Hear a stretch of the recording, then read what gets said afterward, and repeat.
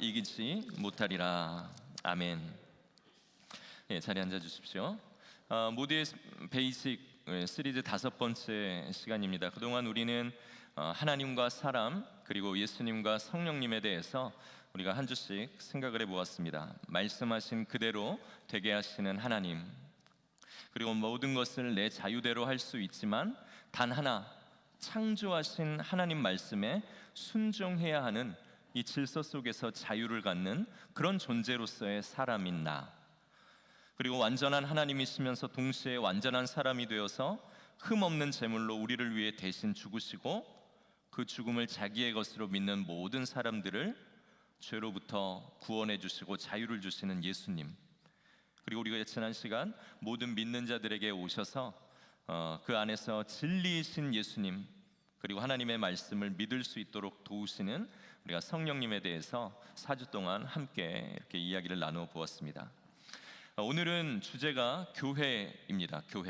교회는 무엇이고 이 땅에 우리가 교회로서 어떤 역할로 또한 존재해야 하는지, 이러한 부분들을 함께 나누는 그런 시간들을 갖고자 합니다. 모니터에서 볼륨을 조금만 높여주시겠어요? 그 교회를 정의 내릴 때 가장 첫 번째로 우리가 듣는 말이 교회는 건물이 아니다 일 겁니다. 이것이 교회를 설명하는 가장 첫 번째 말이라는 것은 뒤집어 생각해 보면 그만큼 많은 사람들이 교회를 건물과 장소로 이해하고 있다라는 그러한 의미이기도 할 겁니다. 교회는 건물을 말하는 것이 아니라 우리가 모여있는 이 사람들의 모임, 이 모임을 교회라고 하는 것입니다.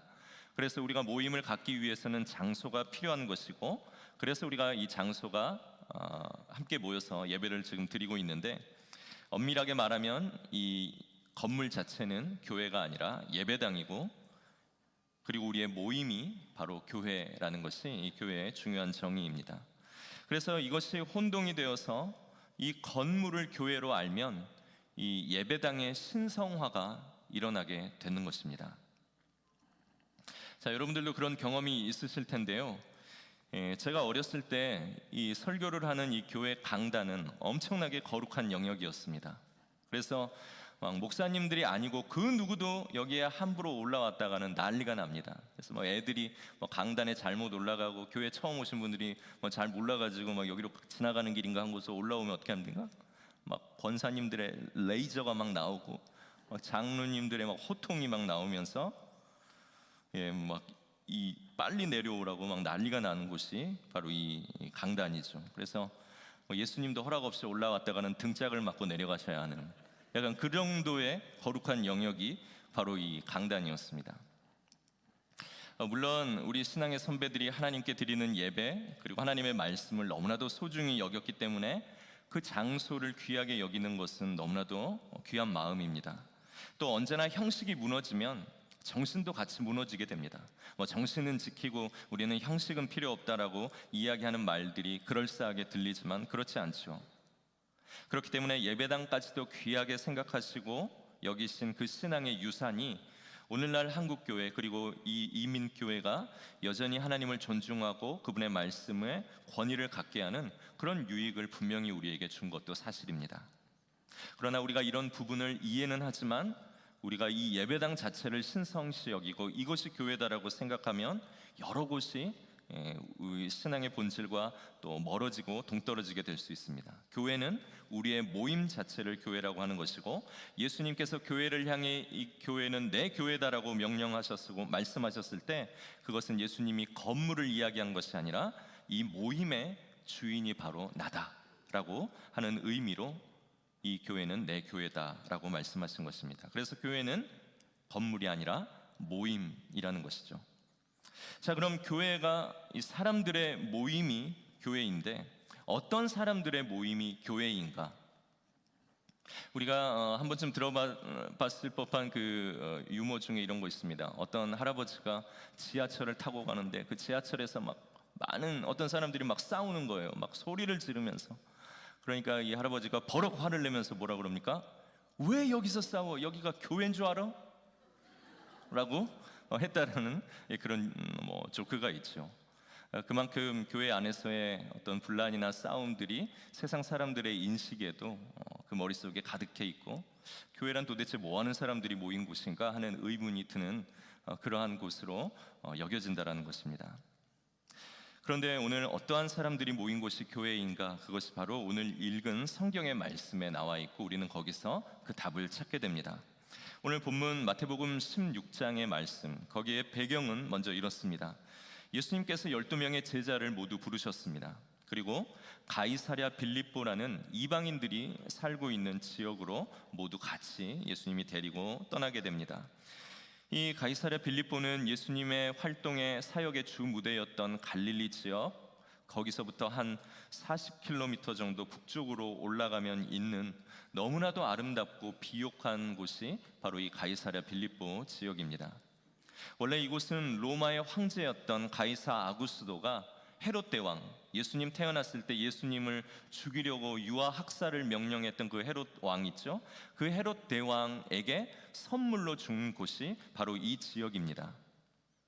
이 헤롯 대왕이 죽고 난 후에 로마에서는 이 헤롯 대왕이 다스리던 지역들을 세 개로 나누어 버립니다. 그리고 한 사람에게 모든 것들을 다스리게 하는 것이 아니라 헤롯의 세 아들로 하여금 이 지역들을 각각 하나씩 다스리게 하죠.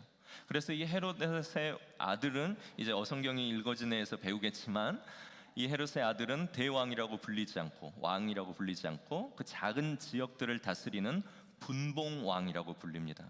그래서 신약 성경을 읽어보면 분봉왕이라는 이제 그런 이건 뭐야, 왕도 아니고 이 도대체 뭐지 하는 그런 또 직책들이 나오는데, 이 헤롯의 세 아들들이 분봉왕이 되어서 이 로마가 나누어 놓은 그 한 영역들을 각각 다스리게 되는 것이죠.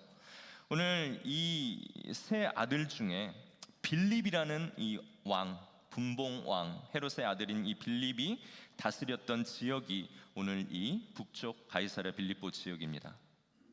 이 빌립은 아버지가 죽고 나서 물려받은 이 지역을 보니까 너무 좋은 거예요. 그래서 자기가 다스리는 그 지역 중에서 오늘 이 가이사랴 빌립보 지역을 수도로 정합니다.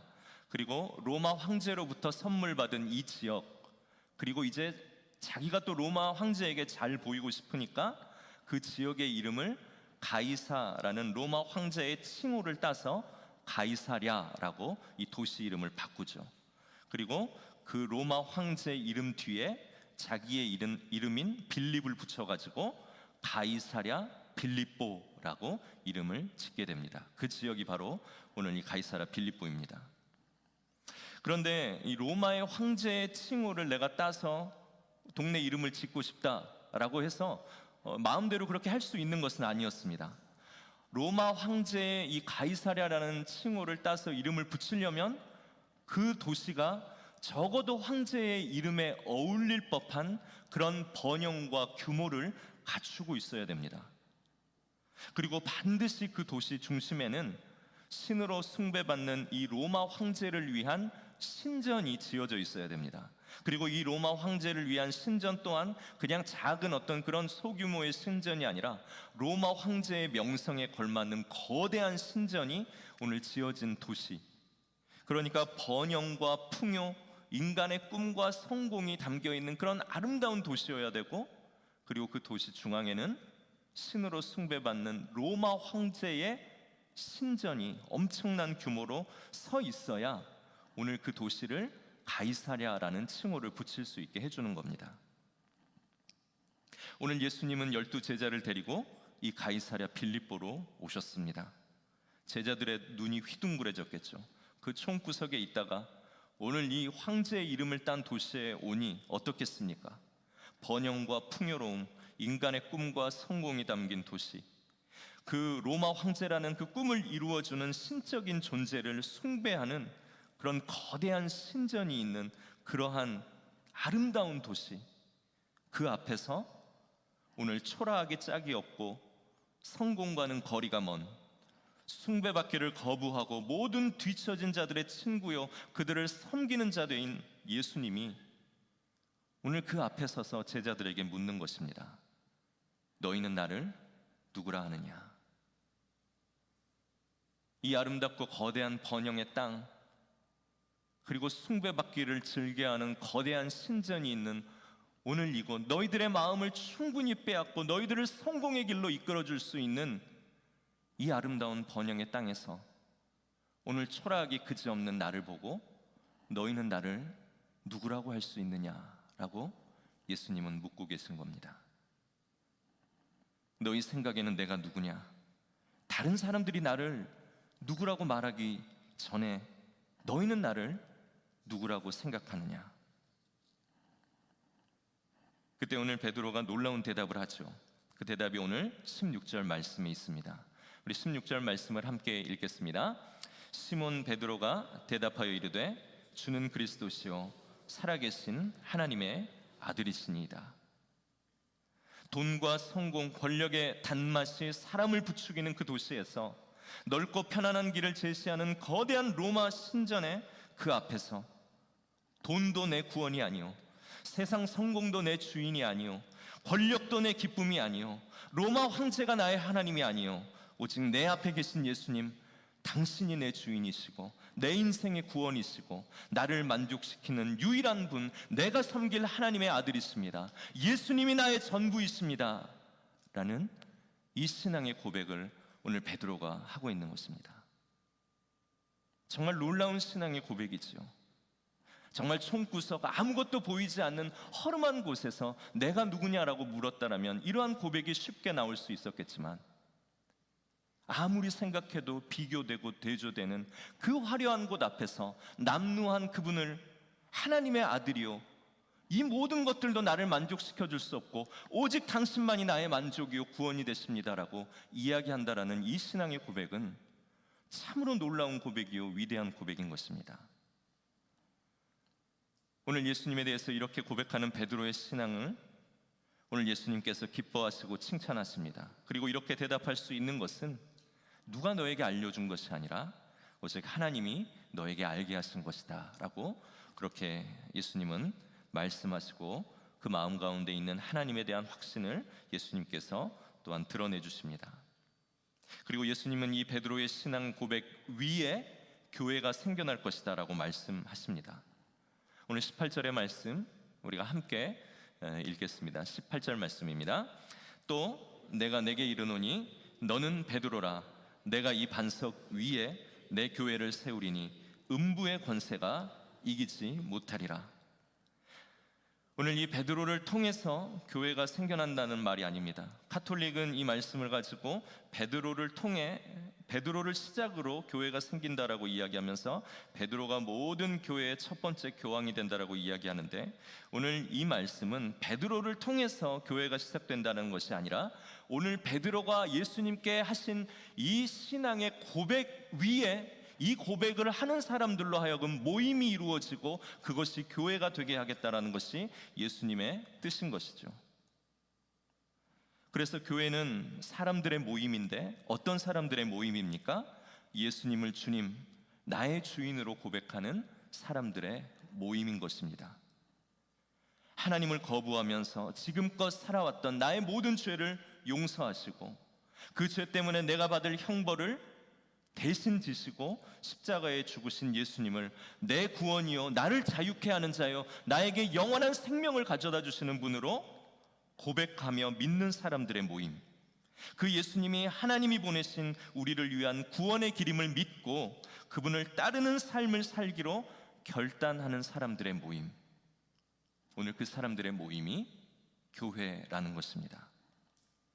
그래서 그 모임이 교회인가 아닌가를 결정하는 가장 중요한 표지는 교회 구성원들이 오늘 이 베드로의 신앙 고백을 하고 있는가 아닌가를 보는 것입니다.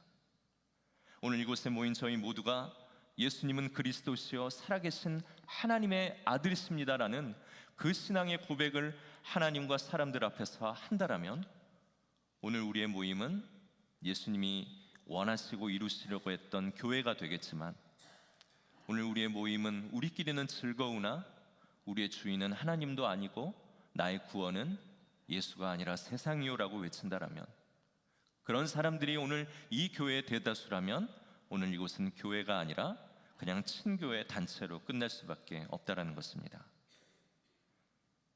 그리고 오늘 이 고백을 성공과 번영이 내가 너의 주인이다, 내가 너의 구원이고 내가 너의 만족이야 라고 주장하는 저 미국의 수도인 워싱턴 DC에서 이 시대의 가이사랴 빌립보라고 할 수 있는 저 도시 가운데서 오늘 우리가 할 수 있는가 하는 것을 오늘 예수님께서는 이 시대 우리에게 또한 묻고 계시는 것입니다.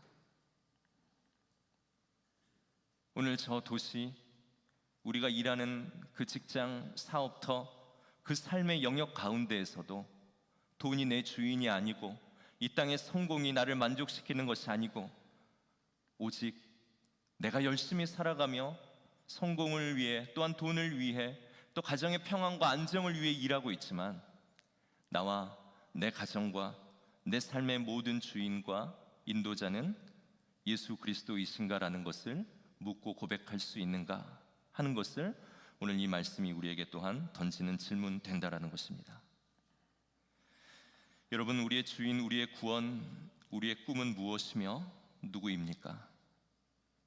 교회가 된다는 것은 우리가 우리의 마음을 주고 소망으로 여겼던 과거 우리의 모든 믿음의 대상에서 돌아서서 전능하신 하나님, 십자가의 구원자이신 예수 그리스도, 우리를 천국 가는 그날까지 도우시는 성령님이 우리의 믿음의 대상이 됨을 믿고 그 주님이 살아가라고 한 이 성경의 말씀대로 또한 삶이여 예수 그리스도를 흉내내고 그분의 삶을 이 땅 가운데서 이루며 천국을 이루어가는 그러한 사람으로 살기로 결심하고 이 믿음으로 다시 태어난 사람이 되어서 어떠한 유혹과 시련이 우리 앞에 올지라도 우리는 절대 이 삶에서 돌아서지 않겠습니다라고 고백하는 것이 교회로 모인 사람들의 고백이고 삶이며 또한 신앙이 고백된다라는 것입니다.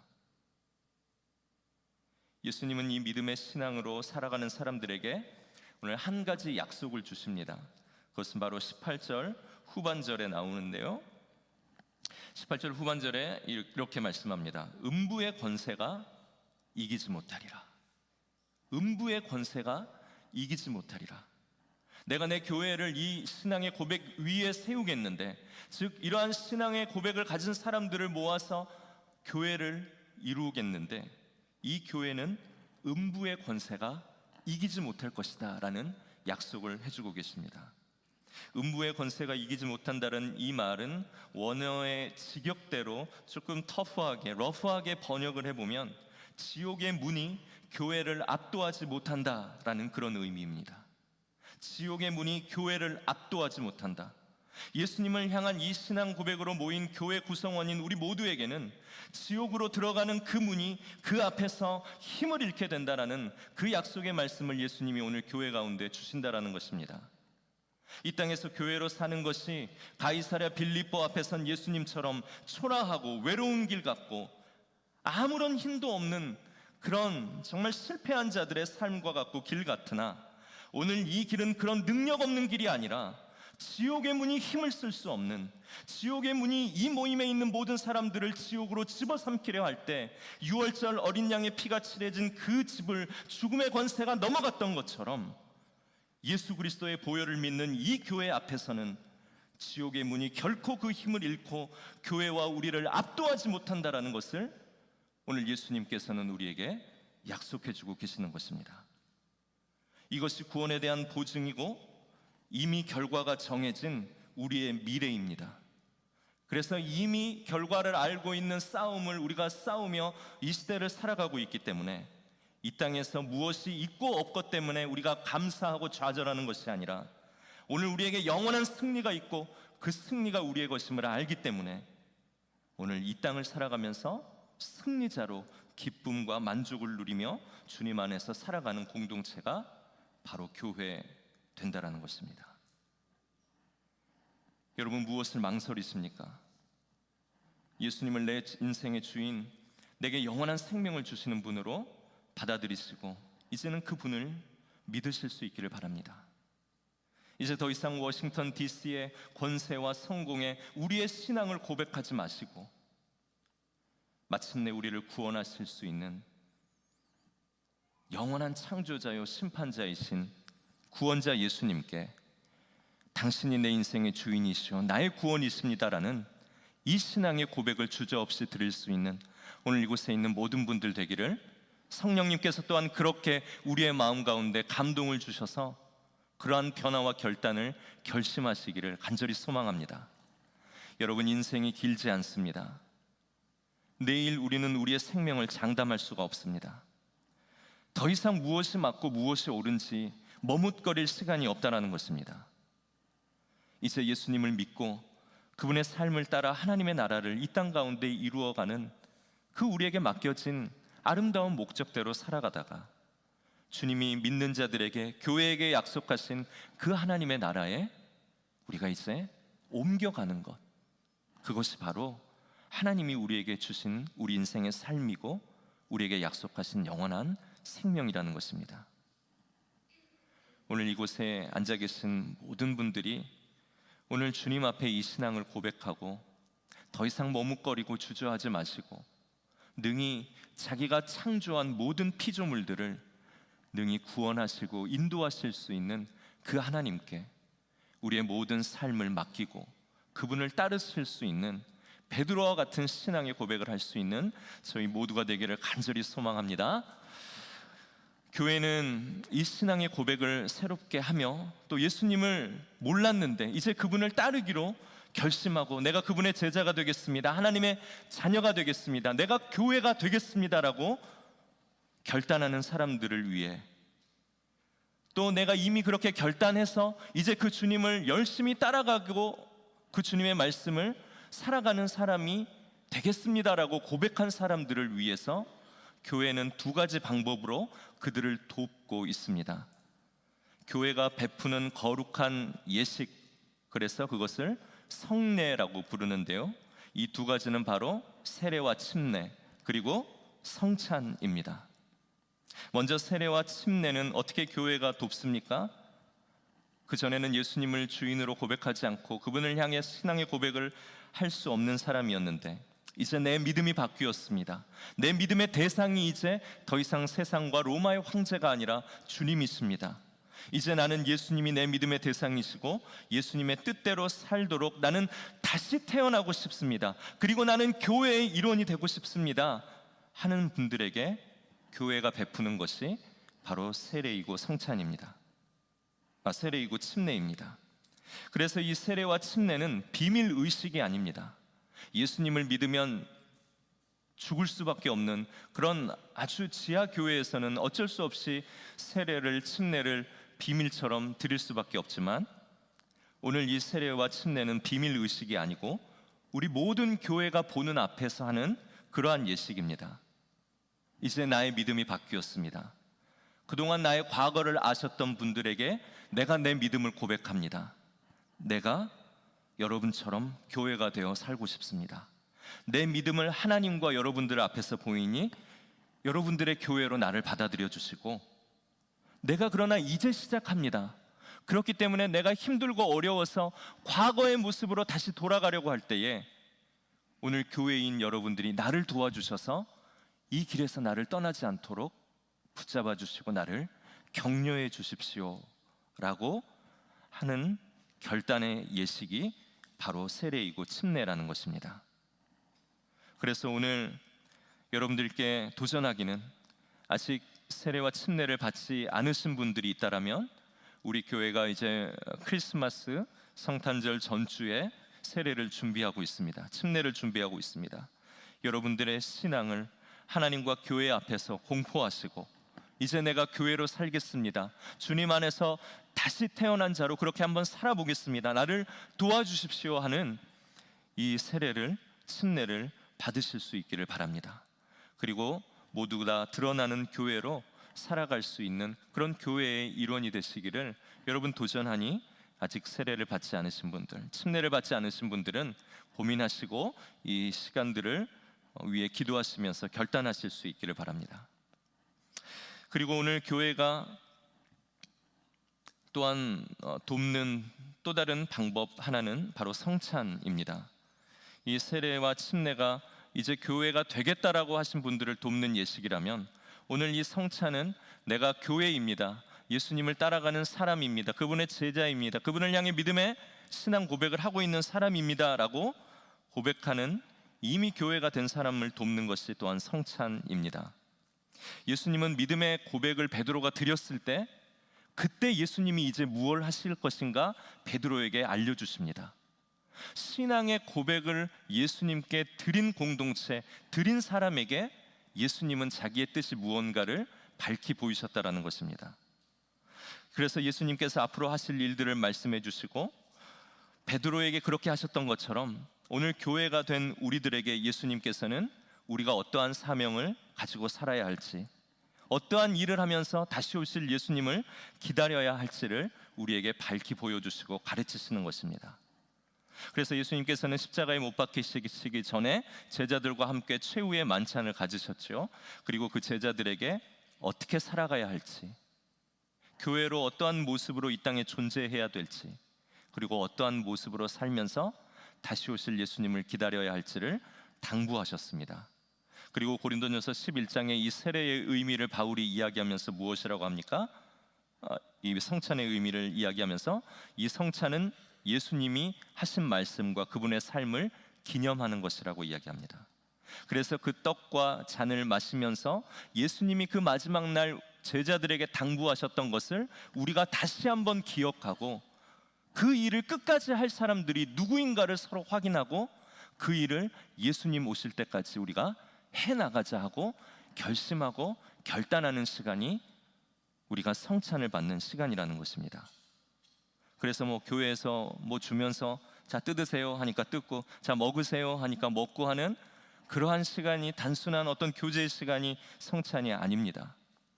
그래서 이 성찬은 예배당에 있는 모든 사람들이 참여하는 것이 아니라 예배당에 있지만 예수님을 향해 신앙의 고백을 한 성도들이, 예수님의 제자들이, 세례받은 교인들이 참여하는 것이 성찬인 것입니다.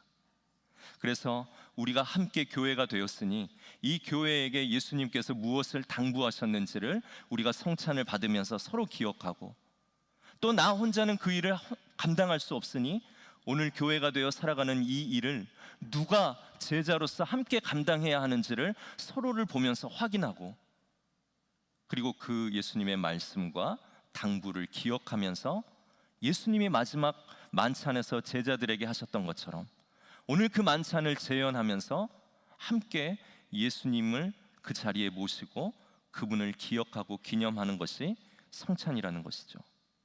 그래서 성찬은 모든 교인들이 참여하는 것이 아니라 세례받은 교회가 된 교인들에게만 열려 있는 것이 성찬인 것입니다.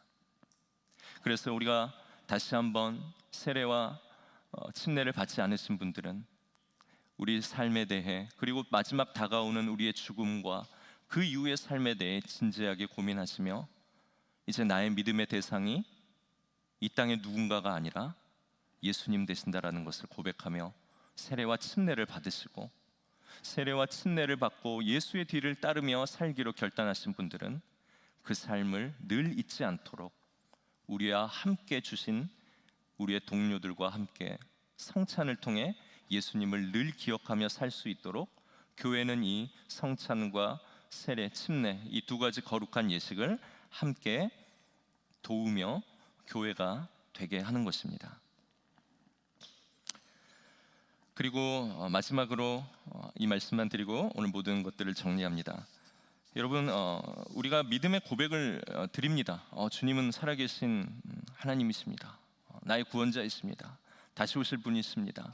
내가 믿고 따를 분이십니다. 내 인도자십니다. 고백을 하는데 그 고백이 고백으로만 멈추지 않고 우리의 삶을 통해서 드러나야 되는데, 그 드러나는 모습이 여러 가지가 있겠지만 가장 정확하고 중요한 열매는 무엇이겠습니까? 사랑입니다. 사랑.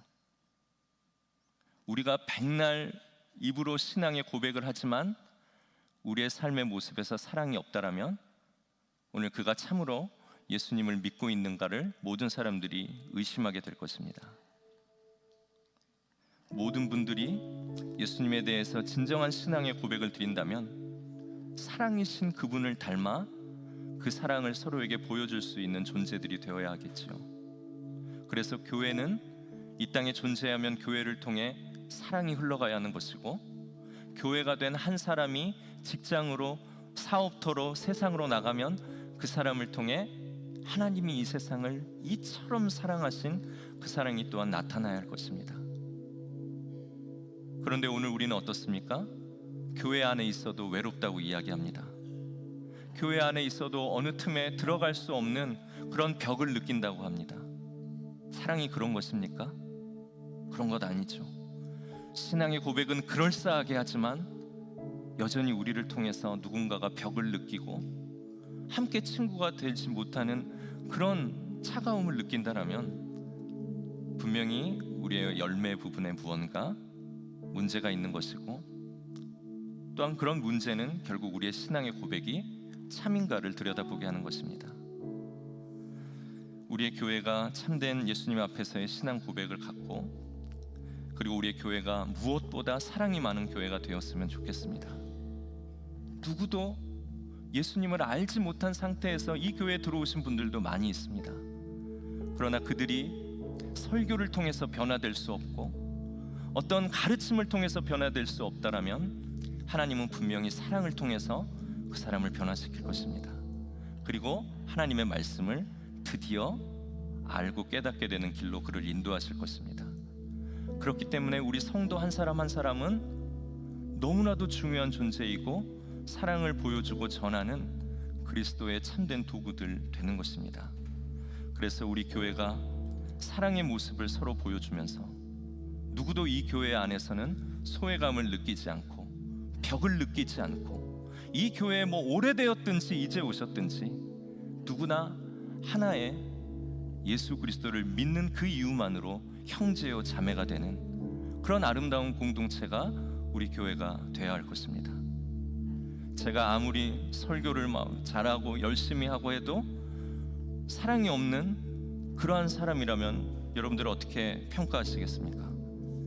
아이, 저 목사 얼굴만 잘생겼지 그것 말고는 볼 게 없네 하는 이러한 말들을 서슴없이 하지 않겠습니까?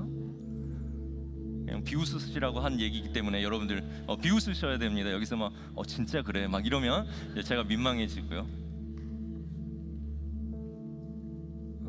무엇보다 성령님께서 내 안에 정말로 우리가 바라보아야 할 믿음의 대상이 무엇인가를 다시 한번 진실되게 볼 수 있는 믿음의 눈을 주시도록, 그래서 그분이 예수님이라는 것을 진짜 발견했을 때는 더 이상 주저하지 말고 뒤를 돌아보지 마시고 영원한 생명을 우리에게 약속하시고 오늘 영원한 생명을 주시기 때문에 이 땅에서의 삶도 너무나도 기쁘고 감사로 우리를 인도하시는 예수님께 내가 이제 내 신앙을 고백하겠습니다.